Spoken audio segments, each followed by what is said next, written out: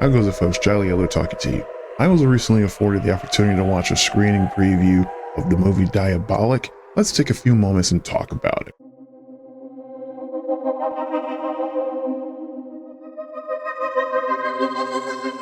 So Diabolic features Elise. She is a young woman who once grew up in a fundamentalist compound, and we have learned now in her adulthood she's having blackouts in which she loses control of herself, does not know what she is doing until the blackout ends, and there may be property damage or even self-harm going on during those blackouts.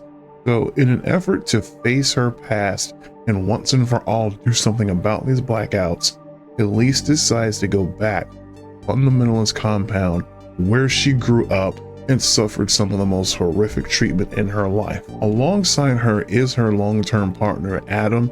He's there to help her out, and he has vowed that whatever she goes through, he will go through it with her as a sign of commitment to show that he is there to help her, even though he is against the idea. And then as a kind of a third person outside looking in, they take along Elise's best friend, Gwen, and she, it's obvious she's not a fan of fundamentalist religion, but she is there to help her friend and be an outside perspective in case anything weird happens. So some of you may or may not know, horror is not exactly my thing, not my cup of tea, but every once in a while I can admit when I find a decent horror movie here and there. And I will say Diabolic is a decent film. I'll say one thing about this film, it probably has some of the eeriest, most dread-inducing ambient music I have ever heard in a movie. And I'm saying this as a good thing because it lets the music set the scene of what's going on. And also, it doesn't even depend that much on outright jump scares and horror.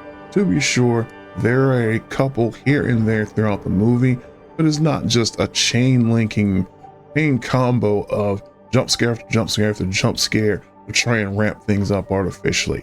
It sets a mood and an atmosphere to leave you wondering, oh my God, what's getting ready to happen? What's getting ready to happen? What's getting ready to happen?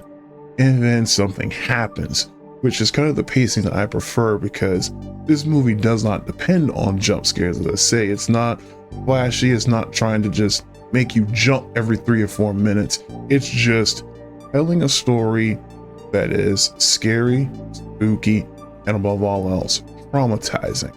This is Elise facing what happened to her and also a story from her past in which she encounters an old friend. I'll leave that up to you to find out in the movie. Don't want to spoil it, but I would definitely say yes.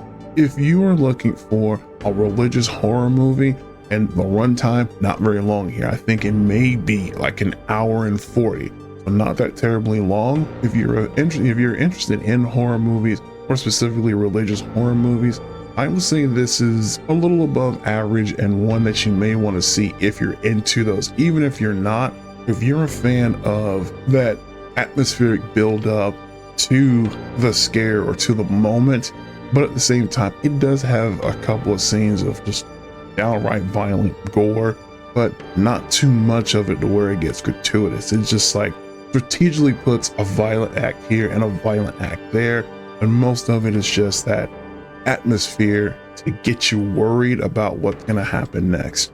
I'd say all in all, give it a check out. You may actually enjoy it. You folks have a good one. Jolly Yellow out.